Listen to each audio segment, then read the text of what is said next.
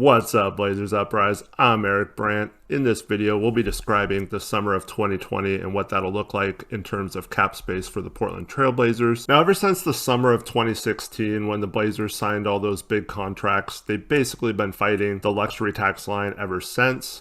A couple of seasons they got under by making some key trades, but overall the last 2 years they've been a tax team. My guess is moving forward that they do not want to be a tax team next year. So most of my discussion here today will be with that in mind, that they don't want to cross that luxury tax line. Now that luxury tax line is supposed to be around 138 to 139 million with the salary cap line of 115 million. And because of some of those moves they made to duck tax, they have a couple of dead contracts on their books for next year. One of them is Anderson Varejao, the other is Andrew Nicholson, and him and Varejao this year add up to 4.7 million. Thankfully, it's the last year of having to pay Varejao, but it's still a significant amount, $4.7 million against the cap before we even get to any players that are actually on the roster. And like I mentioned, I'm going to guess that the Blazers are not going to be a tax-paying team next year. And if that changes, I'll go over a little bit of what that could mean if they decide they're fine with paying tax next year.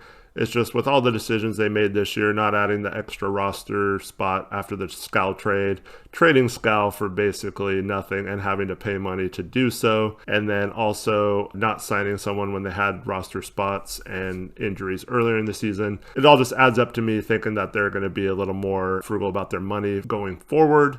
Of course, there's several things here that I'm going to discuss that are subject to change. For now, I'm just going to assume things like they're going to keep both draft picks and also that Hood and Hezonja are going to opt into their contracts. They both have a player option for next year. For Hood, it just makes sense for him to opt in due to his injury. That way he doesn't have to worry about getting a contract next year. He has one already. He can rehab, hopefully come back and play at some point, and then earn a big contract the following offseason. For Hezonja, he probably hasn't warranted getting a bigger contract due to his play, so he'd probably opt into that. There is a chance he could go back overseas. Not sure if that'll be an option for him or not, but for the sake of this discussion, I'm just going to assume that he'll opt in. So we'll have Hood and Hezonja on the books for next year. Our first round pick could vary in salary depending on where we finish in the standings, and also if we happen to move up in the lottery, obviously it would be a lot higher salary than getting into the playoffs and having the 17th pick or whatever. Just looking at the standings, I kind of guessed that the Blazers range would be somewhere between 9th and 17th in terms of picks.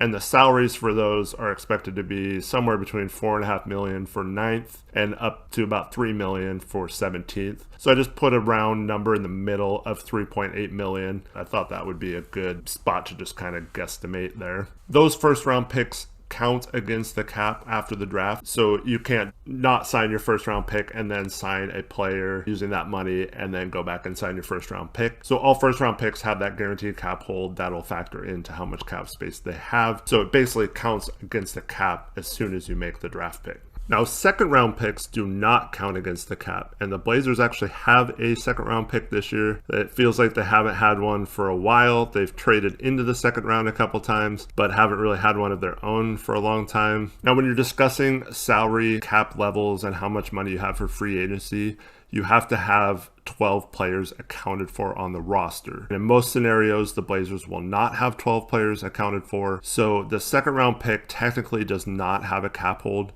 but it's a roster minimum cap hold for every roster spot under 12 that you have. So I'm basically just going to use that second round pick as the roster hold. So you can think of it either as a second round pick or the roster hold. I'm just going to assume that that second round pick will be signed to the minimum contract, and that'll make it easier for us to add up all the salaries and all that. And the rookie minimum is supposed to be about $946,000 this year.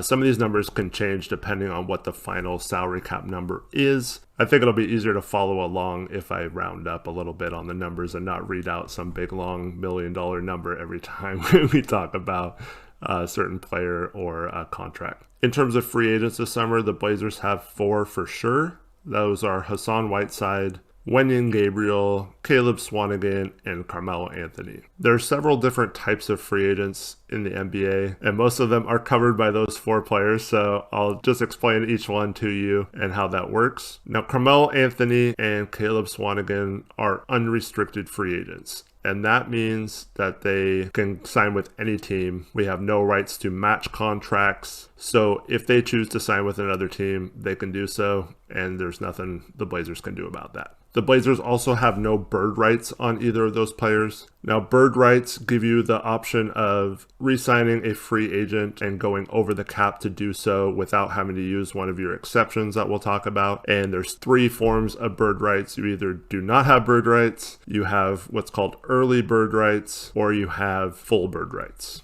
Now, no bird rights in the case of Melo and Swanigan. Basically, we can't sign them to any contract other than the minimum or using one of our exceptions like the mid-level exception or the biannual exception or cap space. So if you don't have one of those options available, you basically can't sign any of those guys. This is what happened last summer with Curry, Cantor, and Hood. The Blazers had offered Cantor the tax mid-level exception since they were over the salary cap. They could only sign one of those guys to the $5.7 million that they ended up giving Hood. Now, it turned out Hood wanted to stay and was willing to sign for that amount. Cantor was kind of wishy-washy about it, so they decided to just give it to Hood instead of Cantor. I still think that was the best decision. Hood's a really good player, and it was unfortunate that he got hurt. You can't really factor that into the decision of whether to keep him or not. But once he signed, we could not sign Curry or Cantor to any contract other than a minimum contract. So that's why they both signed for more elsewhere and were gone the minute we signed Hood to a different contract. Curry signed for a lot more than that $5.7 million, so even if we did offer that to him, who knows if he would have stayed. But that's going to be a similar situation this summer, where we have basically the mid-level exception or minimum contracts to offer both Melo and Swanigan. And as we'll see towards the end of this, it doesn't look like either of those players will be back unless they're willing to take the minimum or have a smaller role on the team moving forward. Now, Wenyen Gabriel is a restricted free agent, and what that means is before the start of free agency, there's a date where we can offer him what's called a qualifying offer. His qualifying offer happens to be $1.9 million or so. And what that does is it makes him a restricted free agent. So if he signed elsewhere, we'd have the rights to match his contract. And after they offer him that, it's not a contract, it's just the right to keep his rights, if that makes sense. And the Blazers also have his early bird rights, which means they can sign him up to the league average, which is supposed to be about $10 million this summer. Obviously, he's not going to get close to that on the open market. So we're looking at probably signing him to somewhere around the qualifying offer if we kept him. We'll get more into that later. But that $10 million, if we signed him to that or whatever contract we signed him to, does not count against our mid-level exception. That's why it might be kind of important to keep Gabriel, whether you like him as a player or not. He does still have some potential, and it's relatively easy to keep him on the roster without having to pay him a lot and without having to give up the rights to sign other players to do so. The big free agent, though, is of course Hassan Whiteside. Since we kept him through the trade deadline, we pretty much are in a position, in my opinion, where we need to keep him, or it was kind of a waste to not trade him and get some sort of asset for him. Whiteside is an unrestricted free agent with full bird rights. So how that works is he is free to sign with any other team the minute free agency starts, but we can offer him the most amount of money and also can sign him without using any of the exceptions or cap space. We can go as far over the cap as we need to sign him. So technically we could offer him anywhere from a minimum contract to a maximum contract if the Blazers really wanted to do so. It makes keeping him easier to do since you can pay him any amount, but it also risks him leaving since we don't have the right to match contracts from other teams since he's an unrestricted free agent. All right, now that we've gotten most of the general stuff out of the way, let's get into the nitty-gritty of their summer. There's 2 possible branches that'll happen at this point. One is keeping Ariza, the other is waiving Ariza. This is going to be a pretty crucial step in their summer. If we waive Ariza, he still counts for $1.8 million against our cap, so we have another dead contract. If we keep him, he counts as $12.8 million against the cap. So we're going to follow both branches here and see where that takes us. The first, we'll lead off with not keeping him and waiving him this summer and see if that opens up any cap space for us. So if Ariza is let go, we have 9 players under contract for next year. Those 9 players then would be Hood, Hazonia, Dame, CJ, Nurk, Collins, Little, Simons, and Trent. So keeping in mind that the salary cap is expected to be about $115 million, those 9 players plus the dead money of Ariza, Varejao, and Nicholson equals about $101.2 million. What that should tell you is there isn't really a way to get significant cap space this summer. Even if Hood and Hezonja opted out and the Blazers traded away both of their draft picks, they'd be down to 7 players and have to have 5 roster holds of about $1 million each on their roster. So you get down to about $98 million in guaranteed salary, including the roster holds. So you could possibly maybe get up to about $17 million if all those things happened. But the likelihood of them trading their first round pick and having both Hood and Hezonja opt out, I think is very slim in my opinion. So that's why I'm just going to take the more realistic approach of having all those things accounted for in this discussion. So right now we're at $101.2 million with 9 players. Now we'll add the draft picks in there. The first round pick, like I said, about $3.8 million. The second round pick will be about $1 million. That leaves us with $106 million in guaranteed salary already with 11 players. Before free agency has even started, the Blazers are at $106 million. They have no Ariza, no Whiteside, no Melo, no Gabriel, and no Swanigan, and $9 million in cap space. So now is where it gets even more messed up. They are $9 million under the cap in this scenario, right? But in order to use that cap space, they would have to renounce the rights to all of their free agents. So buy Ariza, buy Whiteside, buy Melo, buy Swanigan, buy Gabriel. The only way we could sign one of those again is if we sign one of them for the room exception, which we'll get to in a minute, or if we sign one of them to a minimum contract. And this is because those players have cap holds. So they count against your cap number until they are either signed by another team or you re-sign them. Whiteside's cap hold is over $30 million. So until he signs with someone else or we renounce the rights to have his bird rights, he's basically costing us any cap space we have anyway. So we can't just sign someone with that $9 million and then sign Whiteside using the bird rights. It's one or the other. The other thing that sucks about using cap space is you lose all your trade exceptions in the process as well. So that big $7.1 million trade exception we have from the Ariza trade would also go bye-bye. Also, if you use cap space, you do not get the mid-level exception or the biannual exception to use. You do, however, get what's called the room exception. So basically what happens is you'd use that $9 million in cap space to sign someone. And then after you've used up all your cap space, you get the room exception for about $5 million.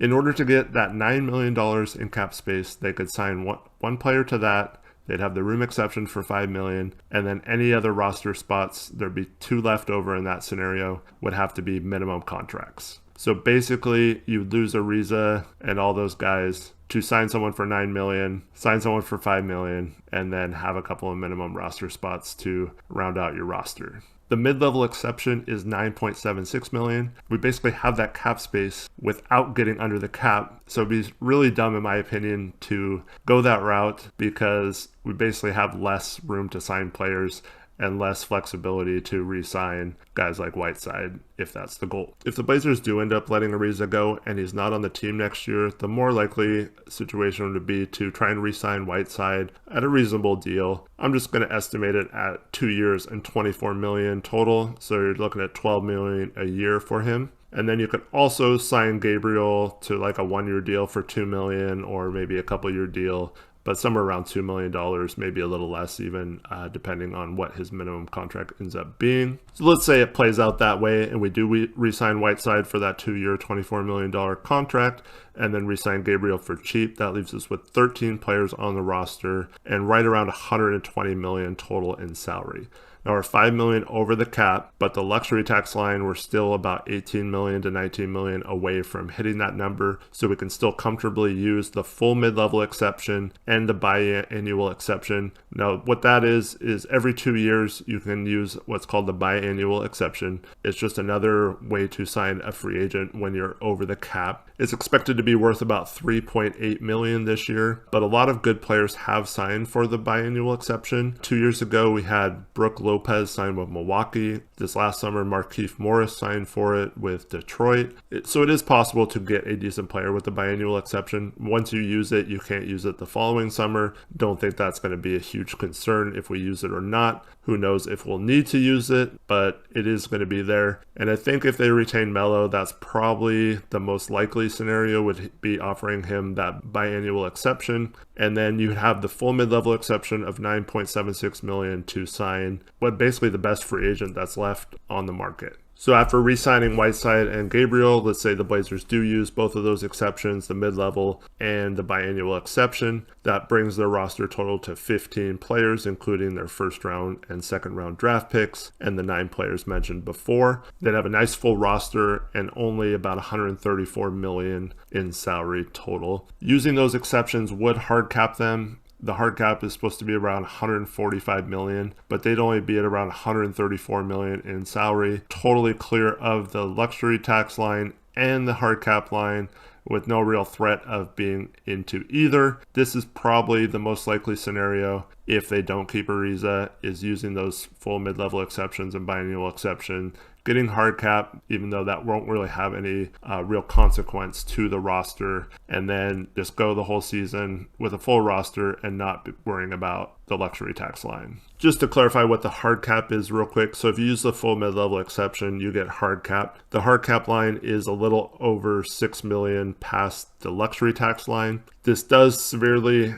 hamper some teams if you're close to that hard cap line. In normal circumstances, the Blazers would not be hard capped if they used what's called the tax mid-level exception, which is only $6 million instead of that $9.76 million number. So you're looking at quite a bit lower of a player to offer in that situation. But if you had a player that fit in that range that you didn't think was worth the full mid-level exception, you could offer him the tax mid-level exception and not worried about hard cap. In the NBA, usually, unless you're hard cap, you can go over the cap as much as you want. It just matters how much tax you pay, which isn't good to just pay a ton of tax.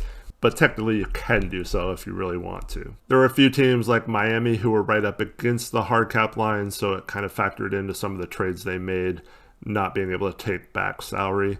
It ended up working out for them since Memphis took on a bunch of salary in that trade, but it could factor into trades down the line. But like I said, they'd be so far below that line in the Blazers situation that I don't think they'd have to worry about it this summer. To me, the route of not keeping Ariza signifies that ownership is more concerned about having a salary-friendly roster versus putting the best possible roster out there to win a title around Dame. Now, I'm not necessarily saying that's the wrong decision to make, but it does put a lot of pressure on your signings and your first round pick to have to basically be the right fits in that situation, or this team's going to really struggle moving forward to get to the level they got to last year.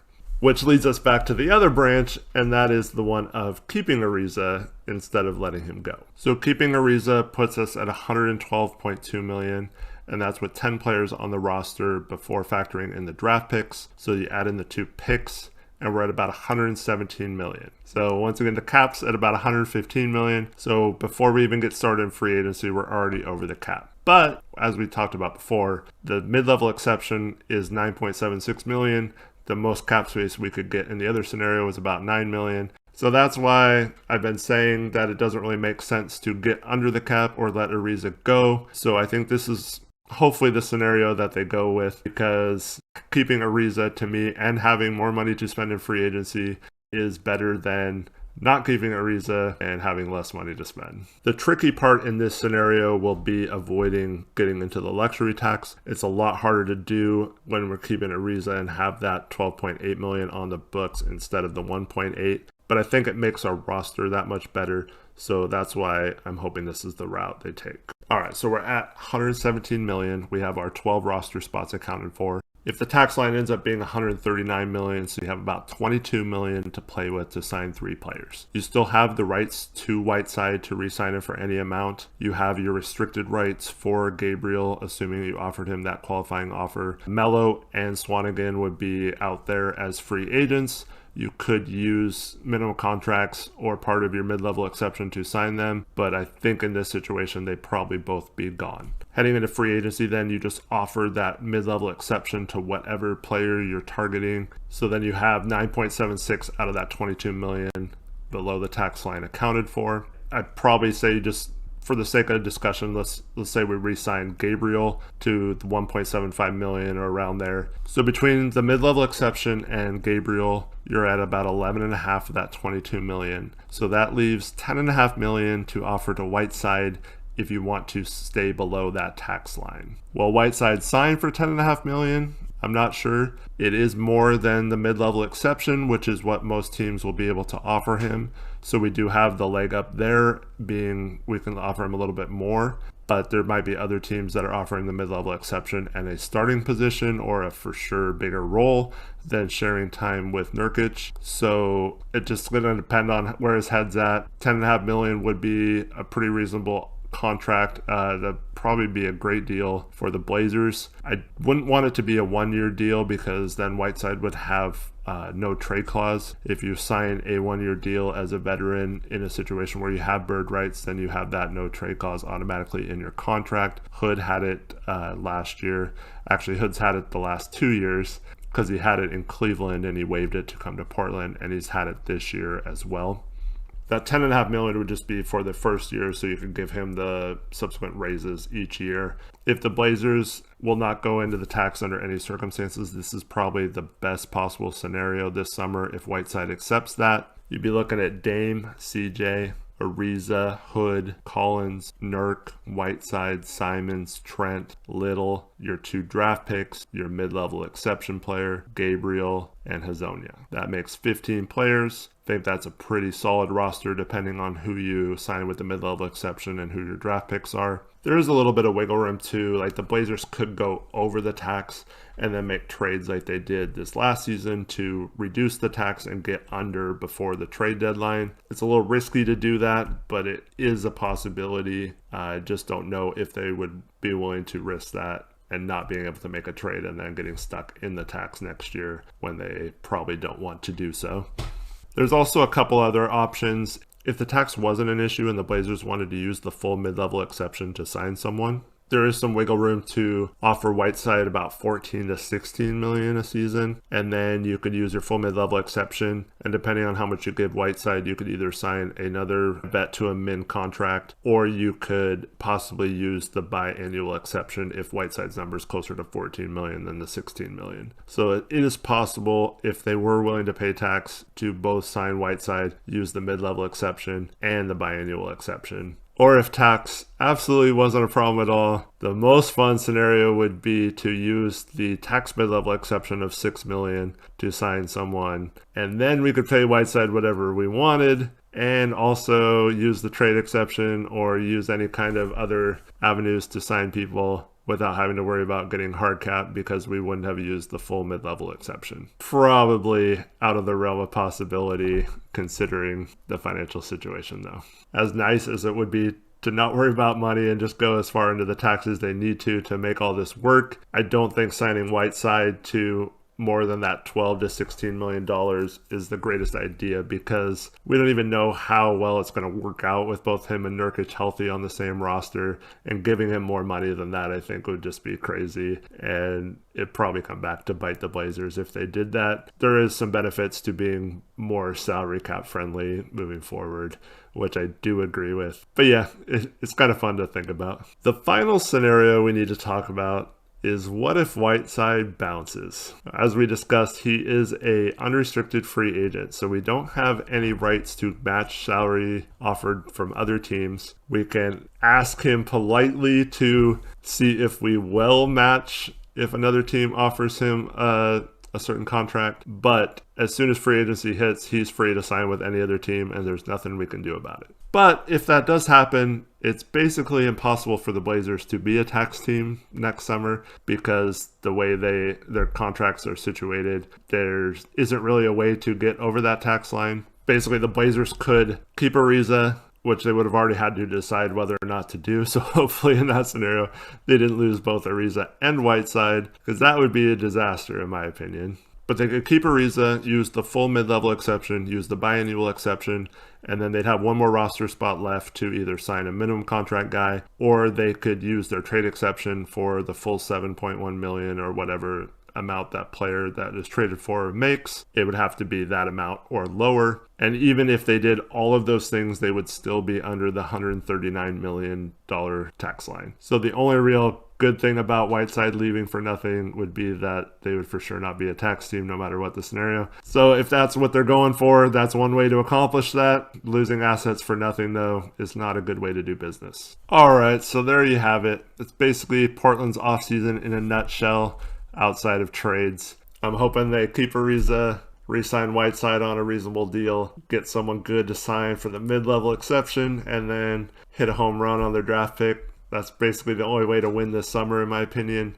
I still don't think having Whiteside and Nurk as centers on the same team will work, but I also believe in asset retention versus letting players walk for nothing. So now that we kept Whiteside, I think we pretty much need to go in this offseason looking to re-sign him on a more friendly contract, a more tradable contract, and all that stuff. He obviously wouldn't be able to be traded until December 15th of next season, but that does give us a trade chip to use towards the deadline next season. Once again, please feel free to leave any questions you have in the comments below. I'd also love to hear your guys' opinions on what Portland should do with the cap space or what route they should take out of the options I presented. We'll see what happens this summer between the draft and free agency. Hopefully we have some great Blazer moments between now and the end of the regular season as well, and this team can take the next step into contention while Dame is still in his prime. Anyway, I know this video ran a little long, but I really appreciate everyone watching. Thank you so much. For Blazers Uprise, I'm Eric Brandt. Peace out. Go Blazers.